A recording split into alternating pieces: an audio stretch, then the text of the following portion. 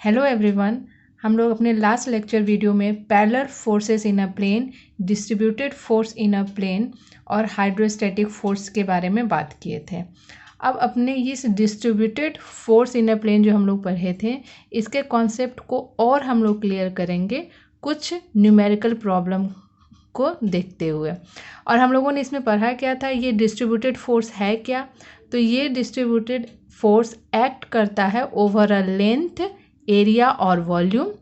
और इसको सॉल्व हम लोग कैसे करते हैं, तो ये सारे डिस्ट्रीब्यूटेड फोर्स को हम लोग रिप्लेस कर देते हैं, और जिस फोर्स से रिप्लेस करते हैं that is called the single concentrated force.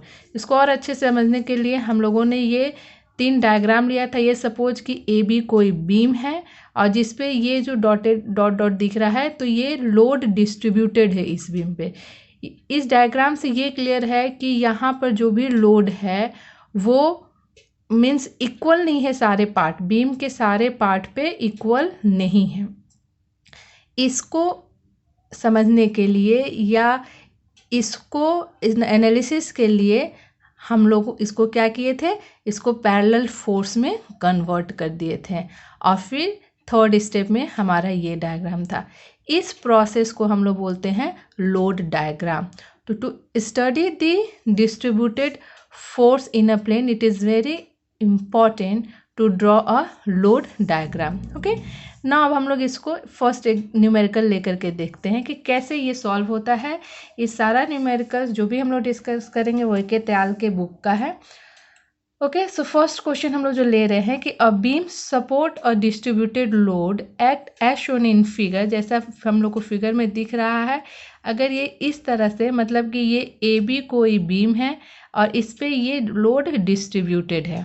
Okay, ये लोड डिस्ट्रीब्यूटेड है। ये बीम पे जो सपोर्ट है वो ए और बी पॉइंट पे सपोर्ट किया गया है।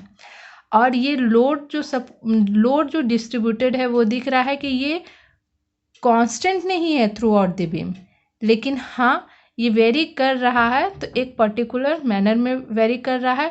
और ये इस तरह से वेरी कर रहा है कि ये लोड ट्रायंगल बना रहा है।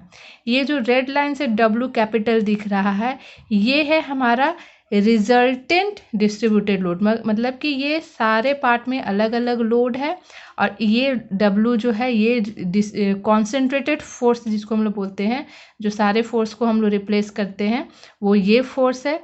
और ये हो गया small w। Okay, x bar मतलब ये इस कॉन्सेंट्रेटेड फोर्स का डिस्टेंस है A पॉइंट से, और ये L टोटल बीम का लेंथ है। ओके, सो हम लोगों को क्या निकालना है, एज पर our question we have to find out the value of this W and we have to find out the value of reaction RA। इस ये जो सपोर्ट है, तो इस सपोर्ट से यहाँ पर कुछ रिएक्शन लगेगा दैट इज कॉल्ड RA, और यहाँ पर जो लगेगा वो दैट इज कॉल्ड RB। तो ये RA, RB और W का वैल्यू हम लोगों को निकालना है।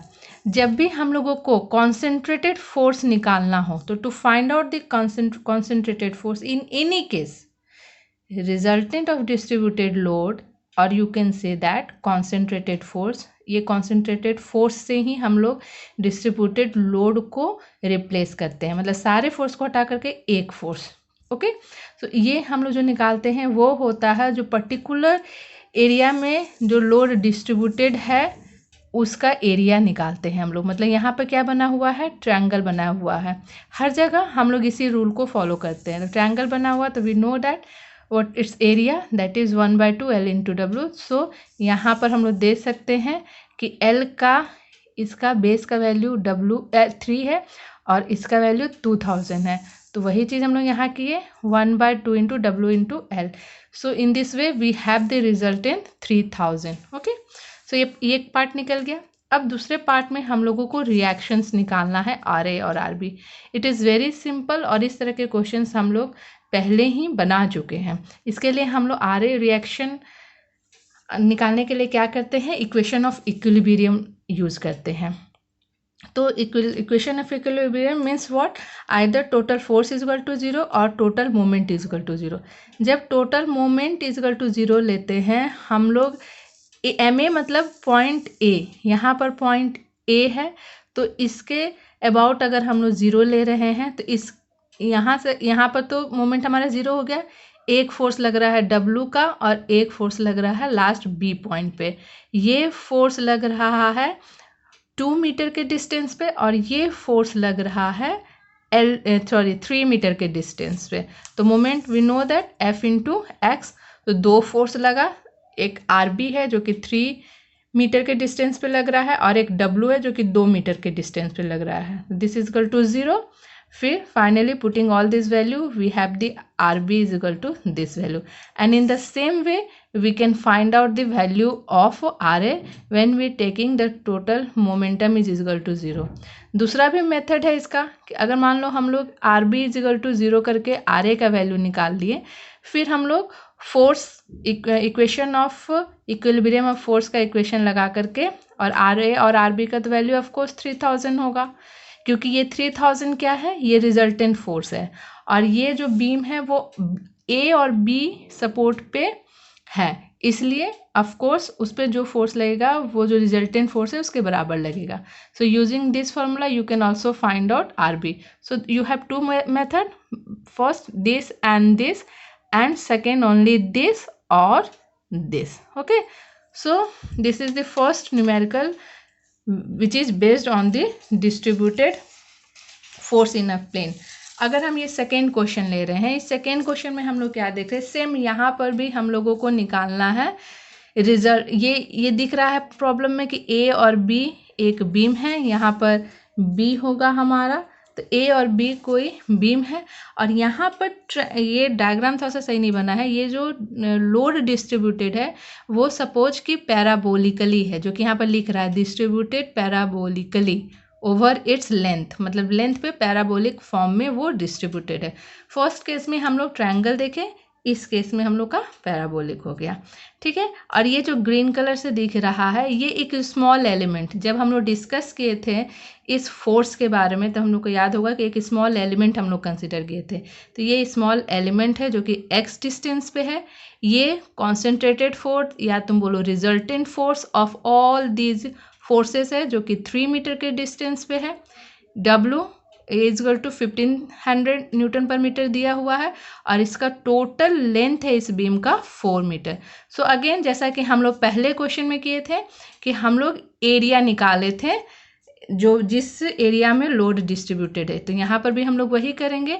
तो ये हो जाएगा W means this is the resultant one integration of 0 to L small w dx। Okay, since जो इस यहाँ पर लोड डिस्ट्रीब्यूटेड है वो पैराबोलिक फॉर्म में है, तो हम लोग यहाँ पर इक्वेशन ऑफ पैराबोलिक का यूज़ करेंगे दैट वी नो ऑलरेडी कि X square is equal to K W.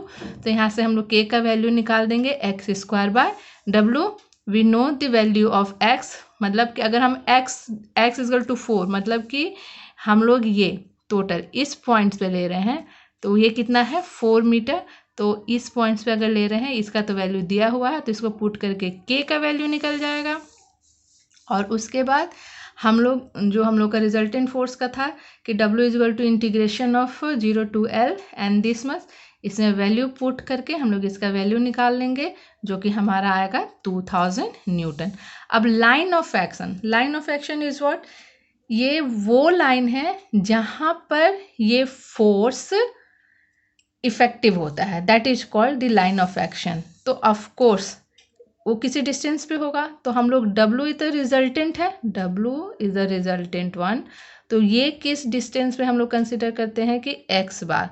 तो ये 3 मीटर कैसे आया हम लोग देखते हैं यहाँ पर। इसको निकालने के लिए ये फॉर्मूला है जो कि ऑलरेडी हम लोग अपने लास्ट लेक्चर वीडियो में डिराइव कर चुके हैं। इस फॉर्मूला को यूज़ करेंगे और वैल्यू पुट करके finally we have the value of 3 metre. यहाँ पर इस इक्वेशन में 3 मीटर दिया हुआ नहीं है, दैट वी फाइंड आउट, हम लोग इसको फाइंड आउट किए हैं। ओके, नाउ लास्ट क्वेश्चन हम लोग एक देखते हैं, दैट इज दिस वन। यहाँ पर दिख रहा है कि जो लोड है वो इस तरीके से डिस्ट्रीब्यूटेड है।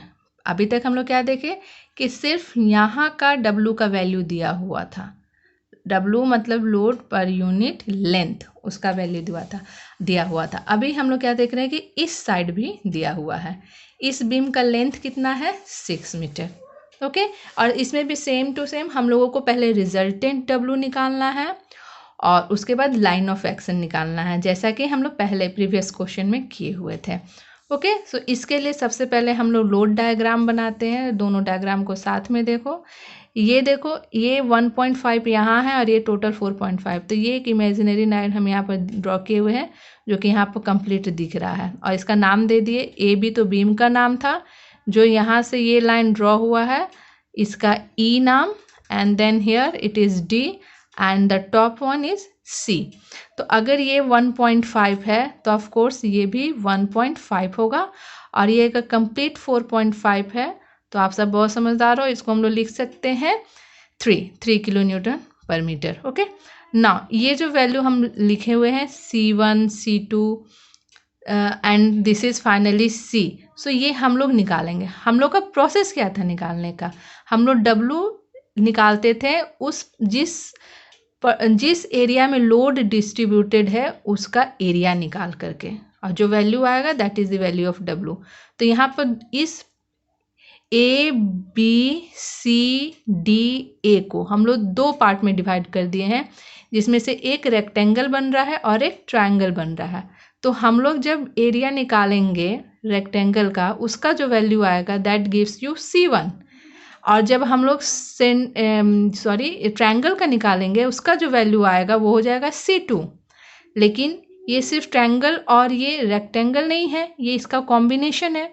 तो रिजल्टेंट निकालने के लिए हम लोग कर देंगे C = C1 + C2 means W1 निकालेंगे, W2 निकालेंगे, तो W = आ जाएगा W1 + W2। वही चीज़ हम लोग लिख रहे हैं कि divide the area of the load diagram into rectangle and triangle, then area of load rectangle का निकाला हुआ है तो we know that L × B, इसके थ्रू हम लोग निकाल दिए 9, और ये किसका वैल्यू देगा, ये हम लोगों को देगा W1 का, मतलब रिजल्टेंट फोर्स का, और you can say that the concentrated load, concentrated distributed force का। मीन जब सारे फोर्स को हम लोग हटा करके एक फोर्स उसके इक्विवेलेंट लेते हैं, ये उसका वैल्यू है। और एक्स बार का फॉर्मूला यूज करके हम लोग निकाल लेंगे 6/2, दैट गिव्स यू 3 मीटर। तो यहाँ पर हम लोग दिखा रहे हैं कि ये जो W1 है जहाँ पर वो लगेगा वो इस पॉइंट से x1 डिस्टेंस पे होगा, जिसका वैल्यू आएगा 3 मीटर। सिमिलरली नेक्स्ट स्टेप में हम लोग जो ट्रायंगल लिए थे उसका एरिया निकाल लेंगे, और वो आ जाएगा 9 किलो न्यूटन, और फिर x2 बार का निकाल लेंगे, मतलब उसका डिस्टेंस हो जाएगा फर्स्ट एंड से, और वो आएगा कितना 4 मीटर। और रिजल्टेंट हम लोग जैसा डिस्कस किए कि दोनों का ऐड करके W1 + W2, तो ये आ जाएगा W का वैल्यू। अब वो किस डिस्टेंस से पर है उसको निकालने के लिए ये फॉर्मूला है हमारे पास, और when we will use this formula and putting all this value, then we have 3.5 meter. So हम लोग यहाँ पर 3 न्यूमेरिकल्स लिए अपने distributed force in a plane के कॉन्सेप्ट को बहुत ज़्यादा क्लियर करने के लिए। आई होप कि ये तुम लोगों के लिए यूज़फुल हो। Okay, thank you so much.